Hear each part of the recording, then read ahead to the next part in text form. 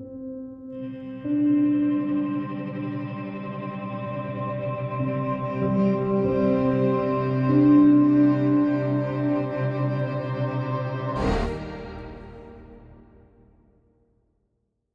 was born in Boston and raised in nearby Watertown. Decided I wanted to go to college, applied to a number of colleges, and ended up going to a school called Northeastern University. So I started off at Northeastern as a freshman year, was floundering. My father said to me, you're floundering, you need some direction. Why don't you go in the Army? Got my orders to go to a beautiful town called Schweinfurt, Germany. I was in Headquarters Battery, 10th Artillery. I was assigned to learn how to run a code machine.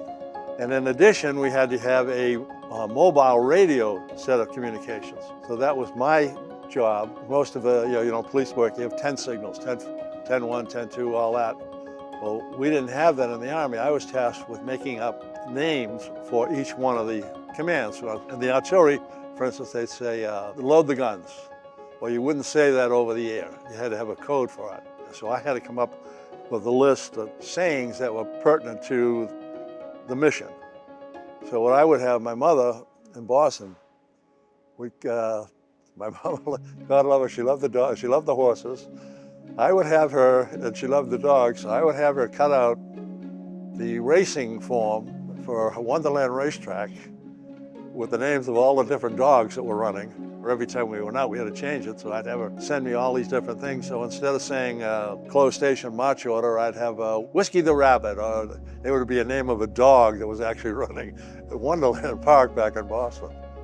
So I did that for a while. So I was lucky enough, I got promoted to PFC, then I got promoted to specialist, which is E4. I guess I was doing a halfway decent job, and my platoon sergeant came over and said, look, we want to promote you to sergeant. So they promoted me to sergeant, and I'm due to get out, and I've made up my mind I want to go back to school. I want to go back to college.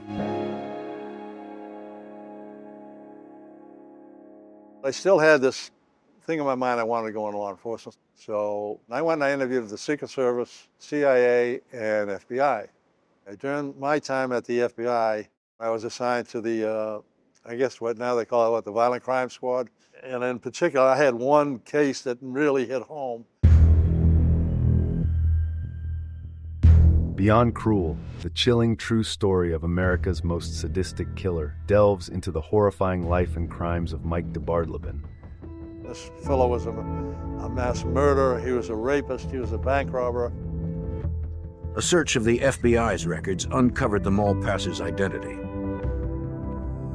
He was James Mitchell DeBardleben II. Agents made a disturbing discovery. Photographs of women in sexually compromising positions. The one part of it was at the time I had 4 daughters. This guy was going around raping women and killing women. I didn't want that guy on the street near anybody's daughter or anybody's wife. Agent Joseph McElhenny attended the interview. When we played them to the victim, we only played the very initial portion because she just broke down and became hysterical. And, we looked at each other and said, okay, we think we have the man.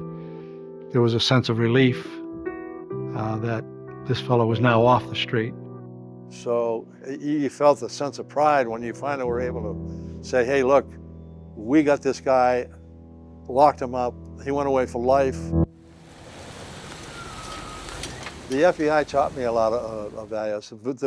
The Army taught me. They were sort of like a pyramid. You learn from your parents, you learn from your peers, and you learn from the Army.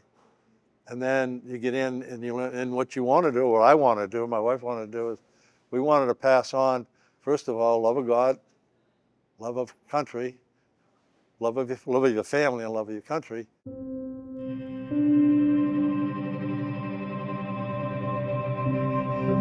The biggest thing my father passed on was service, love of country, love of family, and faith. He instilled that in all 6 of us. And I think that prompted 3 of us to go into service, right? So being in law enforcement, 3 of us chose that path, direct result of the upbringing that we had under his guidance. I look at it as a gift to me. because I can look back on my kids and say, geez, I'm blessed. When I look at my picture on the wall, even though it was probably now, maybe 60 years ago, I think I can almost remember where it was because of the background. In the background, I think you can see what looks like a truck with metal on it. That was my communications truck that I kept the coding machine in. I think I had an M1 rifle over my shoulder, which means we were probably out in a place called Grafenwehr, Germany, on maneuvers. But when I look at it, well, I mean, life has been good to me. I was enjoying life when I was in the military. I mean, I enjoyed what I've done. I've been fortunate to have a job that I've enjoyed doing. I've had a fortune enough to have a family that I like and love, and I've been a lucky man. When I look at that picture of my dad, I see a young guy that looks like my son. Well, yeah, it's actually now going to another generation. Michael's middle boy is first lieutenant in the Marine Corps. He's stationed in Naples, Italy. The way the Army shaped him to prepare him for the Bureau has been passed down to the generations. So now his grandkids now are starting to, one of my boys wants to go in law enforcement. I got one in the Marine Corps, right? It's a direct correlation to their grandfather's influence.